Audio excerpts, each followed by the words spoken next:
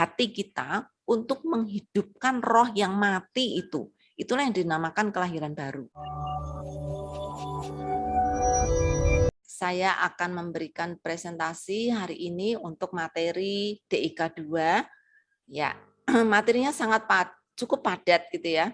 Karena itu saya mungkin akan cepat saja karena nanti akan didiskusikan di kelas. Jadi tidak akan ada tanya jawab untuk materi ini, tetapi nanti Bapak Ibu bisa mencatat pertanyaan sehingga bisa ditanyakan atau nanti waktu diskusi Bapak Ibu bisa mendiskusikan itu di kelas ya. Oke, saya akan share screen. Ini adalah modul yang kita akan bahas bersama selama 1 minggu ke depan ya, dasar-dasar iman Kristen 2. Dasar-dasar iman Kristen pertama, Bapak Ibu sudah mengikutinya dan juga sudah berdiskusi, dan saya harap materi ini atau modul ini melengkapi apa yang sudah kita pelajari sebelumnya. Nah, nanti Bapak Ibu akan melihat di dasar-dasar iman Kristen 2 ini akan juga ada beberapa pengulangan dari DK 1 untuk merefresh, tapi juga sekaligus untuk melihat runtutan gitu ya. Jadi mungkin Bapak Ibu merasa ini dulu sudah pernah didiskusikan, sudah pernah dibicarakan, ya memang gitu ya. Tetapi memang keseluruhan dasar-dasar iman Kristen ini merupakan satu sistem kepercayaan, sehingga pasti akan saling berhubungan satu dengan yang lain, gitu ya.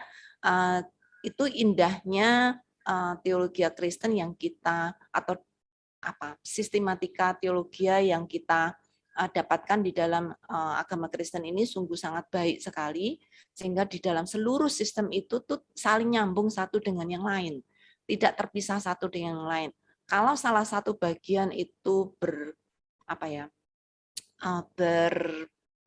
bertentangan gitu ya, bertentangan dengan sebelumnya atau sesudahnya, maka seluruh sistem itu akan hancur. Nah, itu merupakan satu keindahan yang saya lihat lebih daripada semua sistem teologi yang saudara pernah kenal gitu ya. Jadi ini akan ada banyak pengulangan. Selain itu, saya akan juga kasih lebih dahulu semacam warning gitu ya, bahwa Bapak Ibu nanti ketika membaca seluruh modul, dan itu bukan diharapkan ya, ini kewajiban Bapak Ibu harus membaca modul. Apa yang saya bawakan ini merupakan ringkasan pendeknya saja, sedangkan detail-detailnya itu akan ada di modul. Nah, Bapak Ibu nanti ketika membaca pelajaran 1, 2, 3, 4, akan ada banyak sekali pengulangan-pengulangan. Jadi seperti ini kalau diulang-ulang, iya diulang-ulang tapi secara progresif. Artinya diulang-ulang bukan nggak maju gitu ya, diulang untuk maju, diulang untuk maju.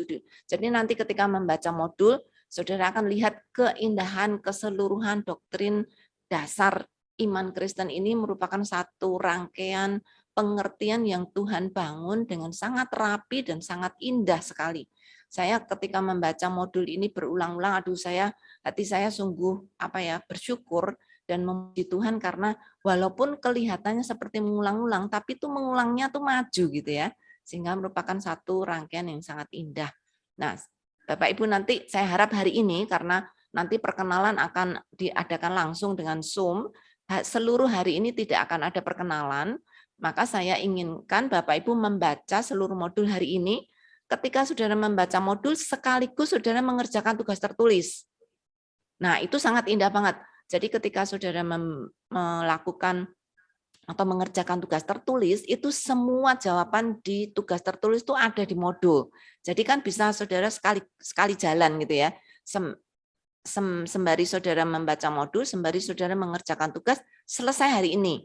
Jadi saya sangat mendorong Bapak Ibu seluruh sore hari ini dipakai untuk membaca modul dan mengerjakan tugas tertulis, sehingga saudara nggak punya utang, dan ketika diskusi saudara sudah menguasai modul, saudara sudah tidak ada beban mengerjakan tugas, gitu ya.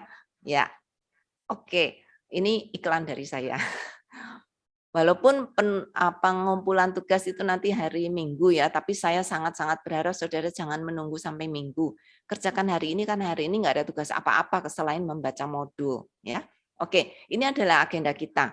Sangat indah sekali kalau saudara melihat ya. 1 dan 2 di dalam Adam, 2 di dalam Kristus, sedangkan 3, 4, itu 3 lahir baru, 4 hidup baru, lalu ditutup dengan satu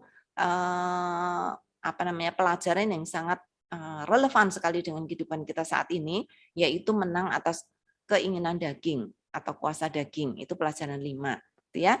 Jadi kita akan membahas dulu pelajaran 1, 2 di dalam Adam dan di dalam Kristus. Oke, di dalam Adam, kita akan membahas tentang apa arti ungkapan di dalam Adam. Ya, kita akan melihat nanti ada 5 pengertian yang saya kira sangat indah sekali untuk saudara mengerti dengan benar, gitu ya. Arti di dalam Adam. Ada 5 fakta yang indah. 1, manusia pertama itu namanya adalah Adam, gitu ya.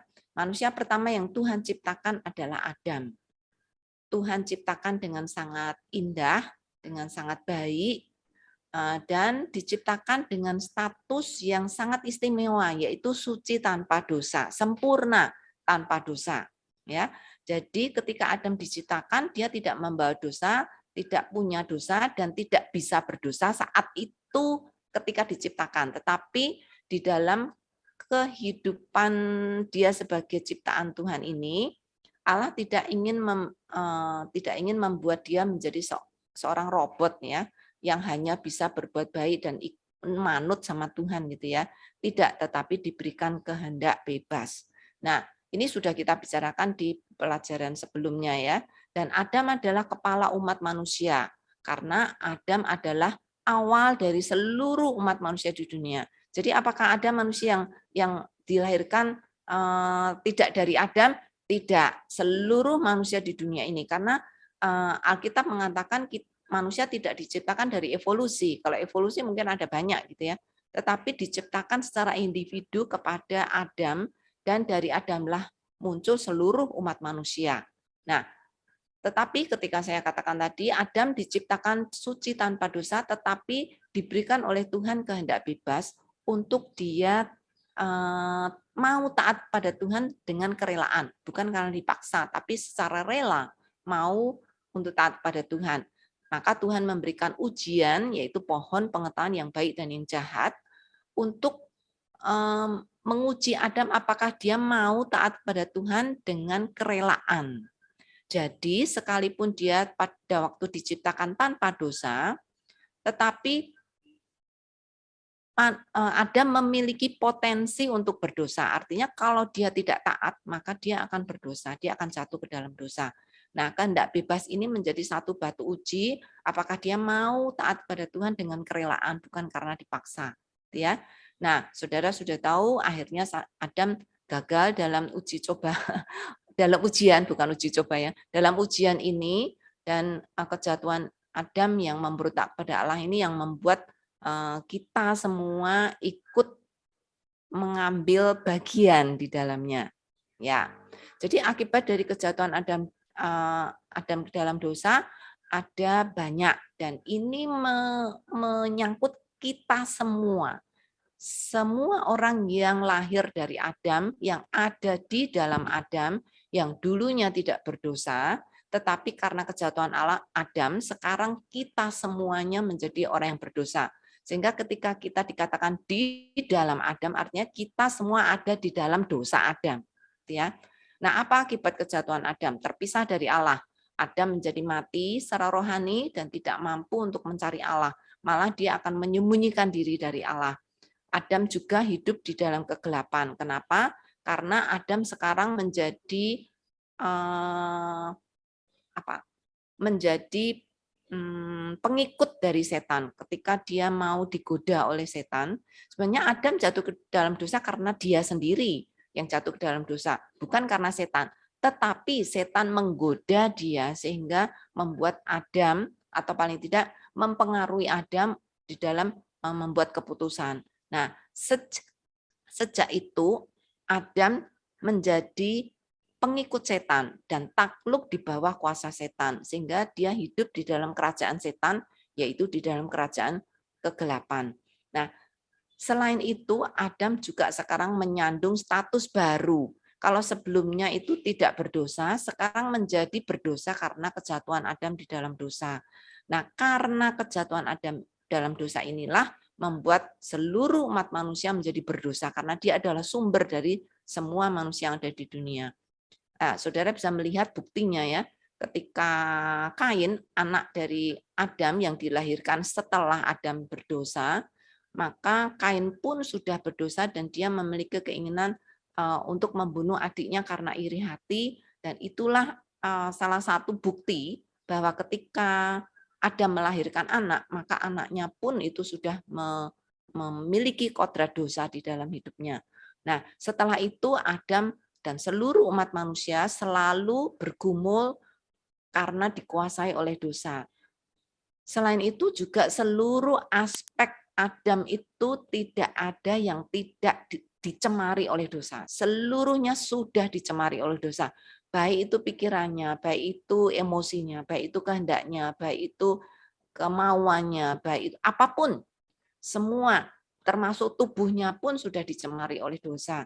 Jadi bukan hanya Adam, kita pun sekarang yang sudah ada di dalam dosa Adam ini, kita juga seperti itu.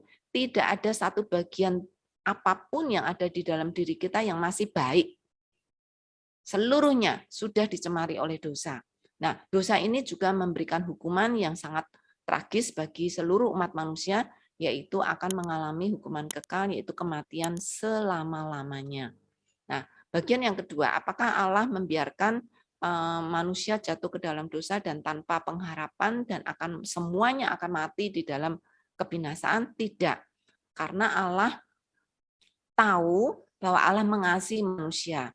Karena itu Allah memberikan cara bagi manusia untuk bisa hidup, untuk bisa dimasukkan ke dalam keluarga yang baru. Kalau keluarga Adam kita semuanya sudah akan binasa, maka Allah harus menciptakan satu keluarga baru di dalam Kristus untuk kita bisa diselamatkan. Nah, ini adalah bagian kedua, pelajaran kedua. Apa artinya di dalam Kristus?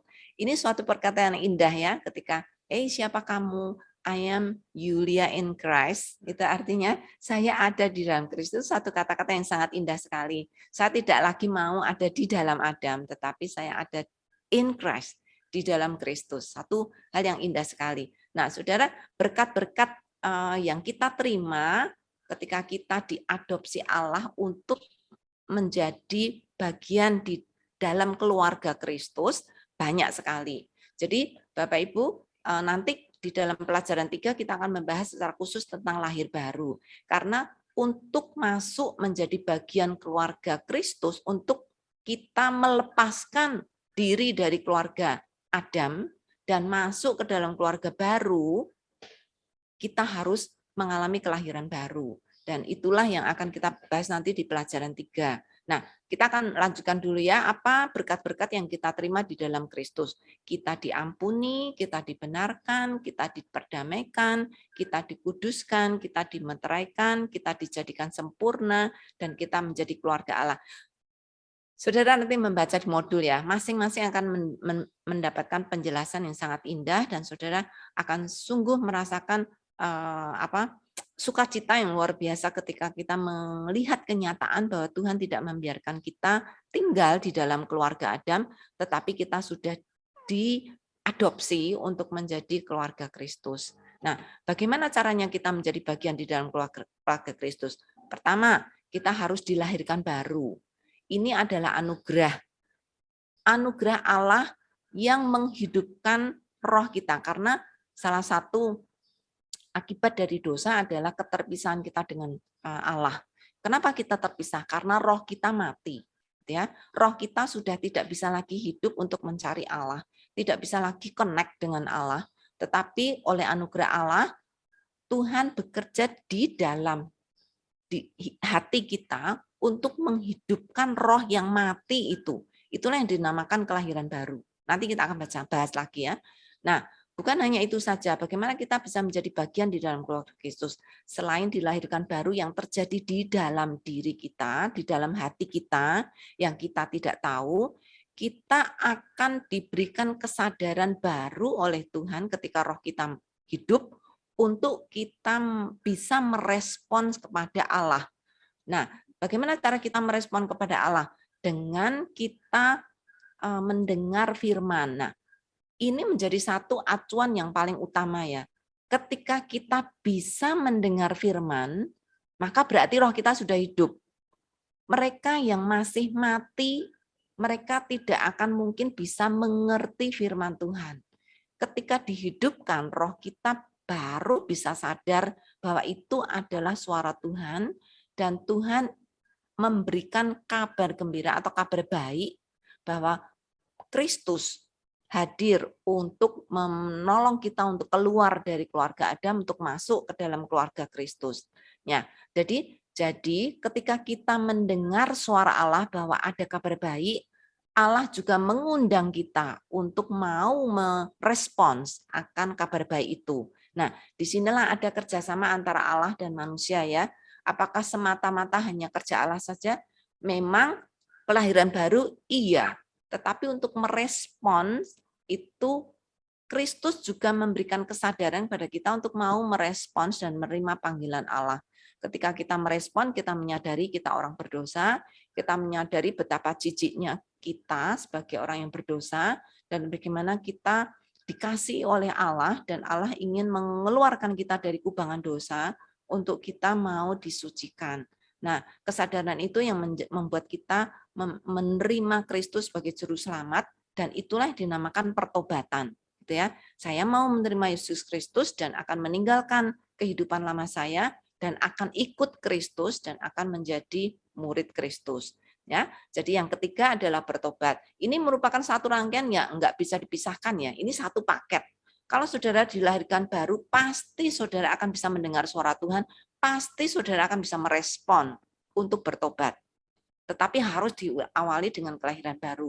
Itu sebabnya keselamatan dikatakan anugerah, karena ini satu paket yang Tuhan berikan dan ini akan terjadi di dalam kehidupan yang sudah ada di dalam Kristus, yang sudah dilahirkan baru, sudah menerima juru selamat dan sudah bertobat. Ya. Nah, apakah kita masih bisa berdosa setelah kita ada di dalam Kristus? Nah, untuk itu kita harus belajar ada dua hal yang sangat penting, yaitu tentang status dan keadaan. Ketika kita ada di dalam Kristus, maka status kita di dalam Adam itu langsung switch menjadi di dalam Kristus. Itu terjadi satu kali, terjadi seketika, bukan proses, seketika, dan itu tidak akan bisa berbalik lagi. Status itu akan menjadi status di dalam Kristus dan selamanya. Tidak mungkin balik lagi. Oh, ini sekarang saya di dalam Adam. Oh, nanti balik lagi di dalam. Tidak seperti itu. Ketika Tuhan bekerja, maka Tuhan bekerja satu kali untuk selama-lamanya, bahwa kita dipindah dari keluarga Adam menjadi keluarga Kristus satu kali untuk selama-lamanya, seketika itu juga. Jadi itu status benar-benar seperti saudara menghidupkan lampu, dan lampu itu tidak bisa dimatikan lagi. Satu kali dan selama-lamanya. Nah, status ini kita dapat ya dari pekerjaan Tuhan ketika Dia membuat kita menjadi ada di dalam Kristus. Dan ini status ini adalah cara Allah memandang kita. Ya. Karena itu contoh yang di dalam jemaat Korintus ya. Jemaat Korintus itu disebut Paulus sebagai jemaat yang kudus, yang sempurna. Nah, itu adalah cara Allah memandang jemaat Korintus yang sudah ada di dalam Kristus, yang sudah diselamatkan di dalam Kristus. Nah, itu cara Allah memandang. Tetapi, saudara harus melihat keadaan kita itu masih berbeda dengan status. Masih ada kesenjangan yang mungkin besar. Status ini cara Allah memandang kita. Tapi keadaan itu adalah keadaan kita, kondisi kita ketika kita masih ada di dunia. Ya, ini kehidupan ini adalah kehidupan yang real, yang saudara lihat, yang belum seperti status. Nah, keadaan inilah yang disebut sebagai kehidupan baru yang masih proses untuk menjadi sempurna. Jadi, secara pandangan Allah, ketika Allah memandang kita, Allah sudah tidak lagi memandang dosa-dosa yang ada di dalam kita, karena Allah memandang kita itu di dalam Kristus. Yang dilihat Allah itu Kristus.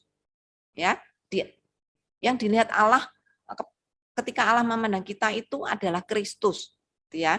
Nah, tetapi kita tahu Kristus tidak ingin keadaan kita terus-menerus ada di dalam dosa. Karena itu Kristus dengan Roh Kudus dan firman-Nya bekerja untuk memproses kita supaya status dan keadaan ini menjadi sama. Gitu ya. Nah, karena itu kita mengalami proses untuk menjadi sempurna. Jadi sasaran kita ada di dalam Kristus, hidup kita itu berpadanan dengan kedudukan atau status kita di dalam Kristus. Nah, ini yang membuat kehidupan Kristen kita seringkali kacau dan kita tidak punya pandangan yang tepat. Nah, melalui pelajaran di DIK 2 ini kita akan melihat dengan jelas status itu kedudukan kita, tapi keadaan kita belum, ya, belum menjadi sempurna. Oke. Kita akan masuk ke kelahiran baru untuk melihat lebih jauh. Ini adalah tindakan rahasia Allah di dalam hati manusia. Ya, jadi ini juga salah satu ungkapan di dalam kehidupan Kristen yang sering disalah mengerti oleh banyak sekali orang Kristen. Karena itu kita akan belajar dengan hati-hati ya, apa artinya kelahiran baru. Definisi, kelahiran baru adalah permulaan kehidupan rohani atau di dalam bahasa Yunani itu diartikan sebagai melahirkan dari atas, yaitu kelahiran dari atas kalau kita melihat ya. Tetapi ini adalah satu tindakan Allah, bukan campur tangan manusia, bahkan bukan kehendak manusia, tetapi kehendak Allah yang masuk ke dalam hati kita untuk menghidupkan rohani kita yang dulunya mati karena dosa atau karena Adam. Dan ketika switch itu di turn on oleh Allah, maka mulailah kelahiran baru itu memiliki satu efek atau dampak. Gitu ya. Jadi kelahiran baru itu satu tindakan Allah, satu kali, bukan proses, satu kali Tuhan menghidupkan, maka kita akan mulai hidup. Ya, dasar Alkitabnya adalah dari Yohanes 3 ayat 3 dan 5. Tanpa kelahiran baru ini, tidak ada orang yang bisa masuk ke dalam kerajaan Allah. Tanpa kelahiran baru ini, kita akan terus ada di dalam Adam. Nah, oke. Lalu apa arti lahir baru? Lahir baru artinya adalah ciptaan baru. Ketika Tuhan memberikan status baru kepada kita, kita ini bukan lagi ciptaan Adam. Karena kita kan dilahirkan dari Adam ya, kita diciptakan dari kelahiran, dari keturunan. Tetapi ketika kita ada di dalam Kristus, kita dilahirkan oleh Kristus menjadi ciptaan baru. Jadi ini bukan membuang natur yang lama. Yang natur yang lama masih ada, ciptaan yang lama itu masih ada bersama kita, tetapi kita sekarang memiliki status baru dan menjadi ciptaan baru di dalam Kristus. Ini sedikit membingungkan, saya tahu, karena natur lama masih ada, itu sering, jadi aku tuh udah lahir baru atau belum toh? Kok aku masih begini? Kok aku masih begini? Masih berdosa, masih sulit untuk mengikut Tuhan gitu ya. Betul, karena natur yang lama itu tidak dihilangkan completely oleh Tuhan, tetapi itu masih ada, masih membayang-bayangi kita. Tetapi ciptaan baru itu mulai tumbuh. Semakin ciptaan baru itu tumbuh semakin kuat, maka ciptaan yang lama itu akan semakin redup, akan semakin kecil pengaruhnya. Kalau kita merasa pengaruh manusia lama kita masih besar, artinya kita belum memelihara kelahiran baru atau ciptaan baru kita ini dengan baik. Ya. Nah, yang kedua, bukan memperbaiki natur yang lama ini banyak sekali orang Kristen saya melihat salah. Saya itu dulu di dalam Adam, sekarang saya sedikit-sedikit menjadi lebih baik daripada dulu. Tidak, itu completely salah. Itu bukan pengertian yang alkitabiah. Ini bukan memperbaiki manusia lama, tapi Tuhan membuat ciptaan baru untuk kita dengan tidak menghilangkan natur yang lama atau manusia yang lama masih ada. Itu sebabnya kita sering bingung. Natur yang baru itu betul-betul baru. Kita memulai bersama dengan Kristus. Natur yang lama itu bukan diperbaiki, tapi dibunuh sedikit-sedikit gitu ya. Dibunuh atau dihilangkan sedikit demi sedikit. Tetapi natur yang baru itu sedikit dengan sedikit memiliki kehidupan yang baru. Nah, itu yang disebut hidup baru. Jadi kalau saudara mengatakan, saya sedikit-sedikit menjadi lebih baik, itu bukan lahir barunya, tapi hidup barunya. Saudara pernah mendengar nyanyian ya, sedikit demi sedikit gitu ya, aku semakin menjadi seperti Kristus, itu bukan lahir baru, tapi itu hidup baru. Hidup baru kita sedikit demi sedikit menjadi lebih baik atau menjadi semakin serupa dengan Kristus. Itu betul. Tapi bukan kelahiran baru, tapi hidup baru. Nah, ini sering confuse ya, sering membingungkan antara hidup baru dan ya, oke. Lahir baru bukan satu proses. Saya sudah jelaskan, lahir baru sepenuhnya pekerjaan Allah. Manusia tuh nggak ikut campur apapun, tidak ada kontribusi apapun di dalam kelahiran baru. Jadi kelahiran baru itu betul-betul mutlak hak prerogatif Allah untuk membuat manusia lama kita, walaupun masih ada, tetapi disandingkan dengan manusia baru di dalam Kristus yang mulai hidup ketika kita sudah dilahirkan baru oleh Allah. Ya, nanti kita akan belajar lebih banyak di dalam diskusi kita. Bagaimana kelahiran baru terjadi? Pertama, anugerah. Allah lah yang melahirkan kita kepada orang-orang yang telah ditentukannya. Jadi karena itu manusia nggak ikut ambil bagian, kita nggak bisa nyuap Tuhan gitu ya, tidak bisa mempengaruhi Tuhan. Kita juga tidak bisa memaksa Tuhan untuk melahirkan kita. Seluruhnya itu adalah hak Allah. Itu adalah anugerah. Itu sebabnya kita berkata hidup kita adalah anugerah Allah, karena lahir baru itu bukan karena keinginan manusia, bukan karena kita baik, bukan karena kita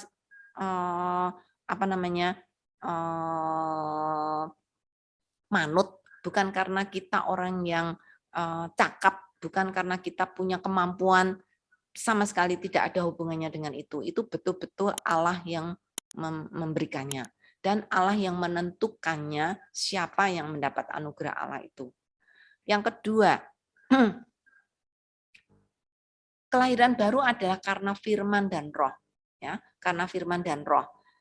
Tanpa firman dan roh, maka kelahiran baru itu tidak terjadi. Saya katakan tadi satu paket ya. Jadi ketika Allah sudah menghidupkan kita, Allah juga memberikan firman-Nya kepada kita untuk kita dengar, lalu Roh Kudus akan mengefektifkan firman itu, dan betul-betul sekarang kelahiran baru itu nyata di dalam hidup kita. Jadi, kalau saya boleh katakan dengan lebih jelas ya, tanpa firman Tuhan, Allah tidak akan mungkin melahirkan kita. Ketika Allah melahirkan, roh kita hidup, lalu firman diberikan, dan Roh Kudus bekerja, itu tiga yang terjadi pada saat yang sama, ya.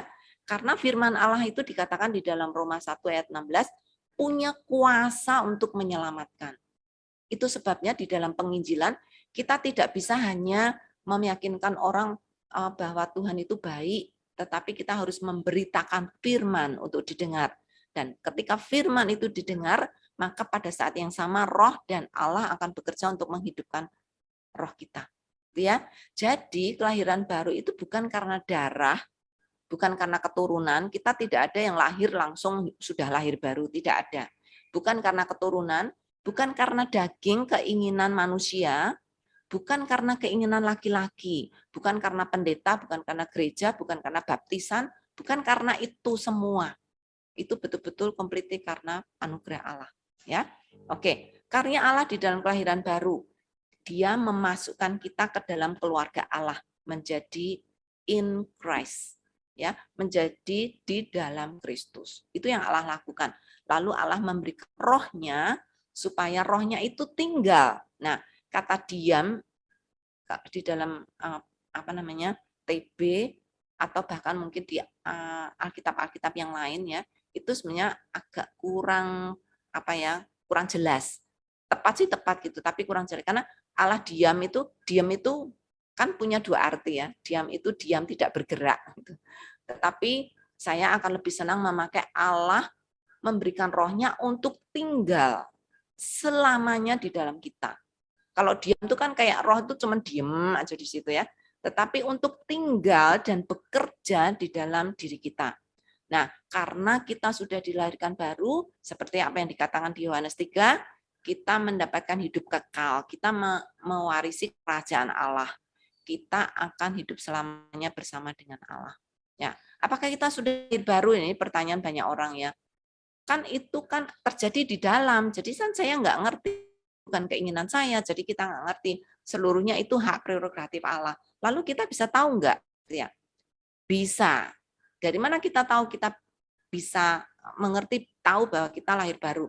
Karena Alkitab yang mengatakannya. Jadi secara gamblang, walaupun kelahiran baru itu tidak bisa dilihat dengan kasat mata, tetapi bisa dirasakan. Nah, itu Alkitab berkata seperti itu ketika Nikodemus bertanya, ya. Kemudian Yesus menjelaskan, lahir baru itu seperti angin. Kita tidak bisa melihat angin kan, tetapi kita bisa merasakan, wih anginnya enak nih, sepoi-sepoi basah. Kita bisa merasakan, tetapi kita tidak bisa melihat. Nah, dari mana kita tahu? Alkitab berkata bahwa ada kesaksian roh. Karena roh Allah sekarang tinggal di dalam roh kita, maka Allah akan berbicara kepada roh kita bahwa kita adalah anak-anak Allah. Nah, roh kita menjadi tahu karena Roh Kudus yang berbicara kepada roh kita. Sehingga kita memiliki keyakinan itu, ya. Kemudian yang kedua, firman Allah sendiri juga. Ketika kita sudah lahir baru dan kita sudah bisa mendengar suara Allah dan kita belajar firman Tuhan, maka firman Allah juga mengkonfirmasikan apa yang kita mengerti dari firman Allah, kita menjadi tahu bahwa kita adalah anak-anak Allah. Kemudian terjadi perubahan hidup yang bisa dilihat oleh orang lain. Nah, ini yang bisa dilihat adalah perubahan hidup. Kelahiran barunya sendiri mungkin tidak bisa dilihat dengan kasat mata, tetapi buahnya kita bisa lihat. Ya, makanya kita tahu, oh dia sudah lahir baru. Kenapa? Karena hidupnya sudah berubah, tingkah lakunya, pola pikirnya, dan dia sudah meresponi firman Allah dengan benar, dan sekarang dia hidup sesuai dengan kehendak Allah. Itu yang kita lihat. 4. Hidup baru. Hidup baru adalah lahir baru dan hidup baru berbeda, tetapi sangat berkaitan. Ya, oke. Kapan dimulainya lahir baru?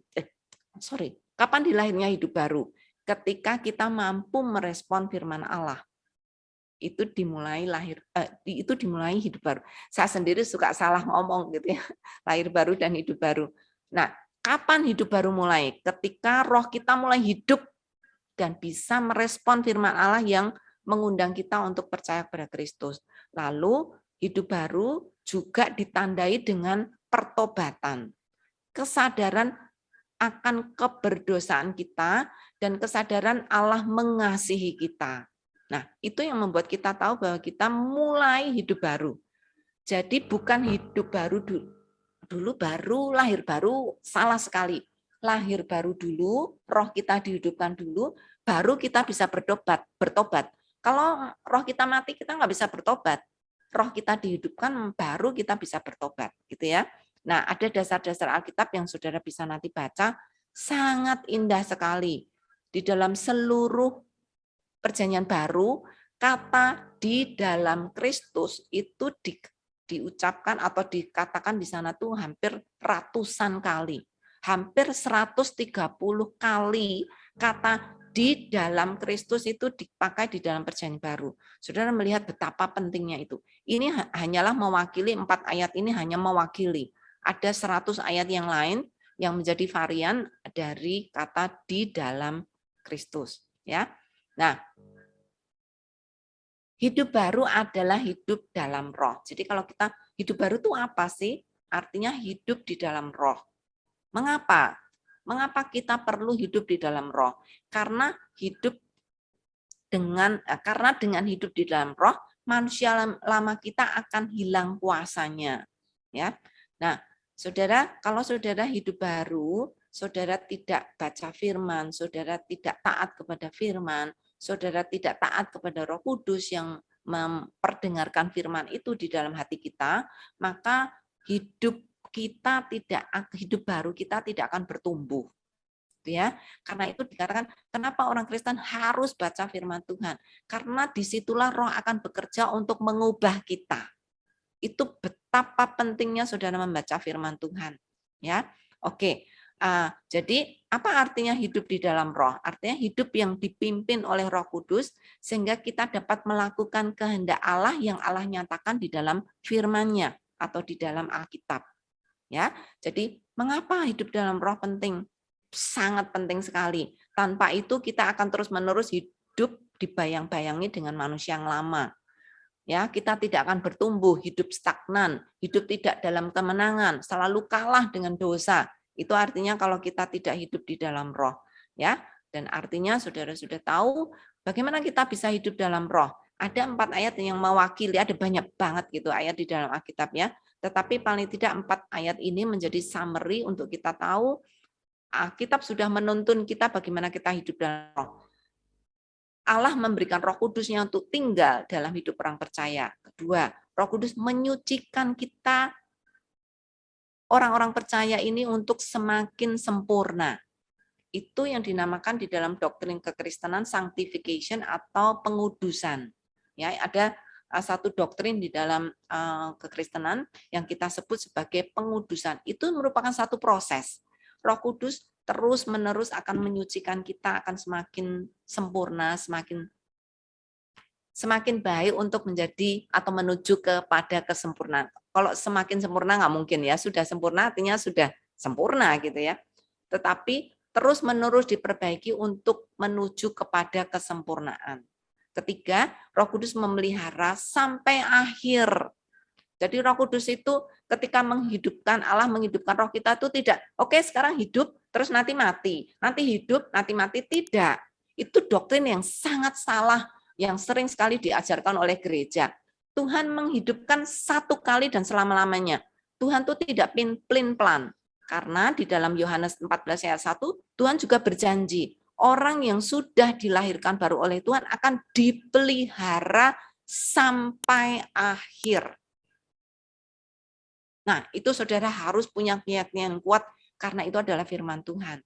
Kemudian di dalam Roma 6 ayat 6, Roh Kudus juga akan mematikan kuasa manusia lama kita. Jadi manusia lama kita tuh masih punya kuasa loh kalau saudara memberikan kuasa. Karena itu saudara dengan membaca firman Tuhan, mentaati firman Tuhan, maka kuasanya akan makin lama makin kecil. Tuh ya. Oke, hidup baru itu seperti perumpamaan pokok anggur. Ya, ini satu perumpamaan yang luar biasa sangat bagus. Siapa itu pokok anggur? Dia adalah Kristus. Siapa itu ranting-rantingnya? Itu adalah kita. Kita dulu itu adalah di dalam Adam. Ya enggak? Apakah kita asli dari Kristus? Tidak. Kita aslinya dari Adam. Sekarang kita ke dalam pokok anggur Kristus. Nah, itu yang disebutkan di dalam firman Tuhan ya, baik oleh Rasul Paulus, baik oleh Tuhan Yesus sendiri. Tapi yang sangat jelas itu disebutkan oleh Rasul Paulus, kita itu dicangkokkan ke dalam pokok anggur yang benar, yaitu Kristus. Nah, ketika dicangkokkan, itu Tuhan menjamin pasti hidup. Dan ranting yang ditempelkan atau dicangkokkan itu akan mendapatkan kehidupan baru dari mana? Kenapa dipastikan dia hidup? Karena itu pokok anggur Kristus. Ya nggak mungkin akan, nggak kuat pokok anggurnya jadi kita mati. Enggak. Pokok anggurnya itu betul-betul sempurna sehingga ketika kita ditempelkan itu dijamin oleh Allah pasti hidup. Ya, dan akan dipelihara oleh Allah selama-lamanya. Nah, bagian yang terakhir adalah menang dari keinginan atas keinginan daging. Keinginan daging berlawanan dengan keinginan roh. Itu saudara tahu jelas ya. Apa yang diinginkan daging itu tidak sama. Apa yang diinginkan oleh manusia lama kita di dalam Adam itu bertentangan dengan apa yang diinginkan oleh manusia di dalam Kristus. Nah, ini yang terjadi peperangan terus-menerus setiap hari. Pengertian keinginan daging artinya apa itu? Sifat manusia berdosa yang ingin hidup tanpa Allah. Dia tidak mau mendengar Allah, dia tidak mau hidup dikontrol oleh Allah. Itu artinya ya, keinginan daging. Dari mana asalnya keinginan daging? Dari diri sendiri. Jangan sekali-kali saudara menyalahkan setan ya. Itu dari keinginan diri dosa yang ada di dalam kita. Setan itu cuma memberikan tipu muslihat. Tipu-tipuan, tetapi saudara itu selalu kemakan dengan tipuan setan, terus nyalahin setan gitu. Heran kan? Kalau saya jadi setan mungkin marah loh. Aku cuman goda kamu kan yang jatuh dalam dosa ya. Untung setan, ya saya nggak tahu sih setan marah ke kita gimana caranya. Tapi setan mungkin akan semakin giat menggoda kita gitu ya. Kalau dia disalahin.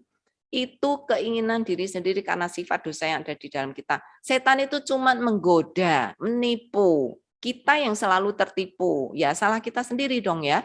Nah, bagaimana keinginan daging itu bekerja? Keinginan daging itu seperti pabrik. Saudara tahu dong pabrik. Tugas pabrik apa? Menghasilkan sesuatu yang sama secara massal. Jadi kalau kita itu membiarkan keinginan daging yang ada di dalam hidup kita, jadi diri kita ini menjadi seperti pabrik untuk menghasilkan perbuatan dosa. Kenapa saudara kata aku kok terus-menerus berdosa ya? Karena saudara membiarkan pabrik itu bekerja. Kalau saudara beralih, bukannya pabrik di dalam Adam, tetapi pabrik di dalam Kristus, nanti saudara akan lihat ya, akan ketika kita ada di dalam Kristus, ada pabrik yang baru, pabrik yang menghasilkan perbuatan baik atau kehendak Allah di dalam diri kita. Nah, bagaimana kita mengalahkan keinginan daging? Oke, pertama, kita nggak bisa. Untuk itu, pertama kita harus mengandalkan Allah lebih dahulu. Apa yang Allah lakukan? Dia menyalibkan keinginan daging itu bersama Kristus. Ya, bersama Kristus keinginan daging itu disalibkan. Itu Allah yang mengerjakannya, bukan kita. Kita tuh nggak mampu. Kita mau berusaha sekuat apapun keinginan daging kita tetap akan menang. Tetapi Allah sudah menyalibkan keinginan daging itu bersama dengan Kristus. Kedua, Allah memberikan Roh Kudus untuk mengalahkan keinginan daging. Ya, nah sekarang baru kita bisa nih punya amunisi. Gimana caranya mengalahkan? Untuk terus-menerus memusatkan pikiran kita kepada Kristus.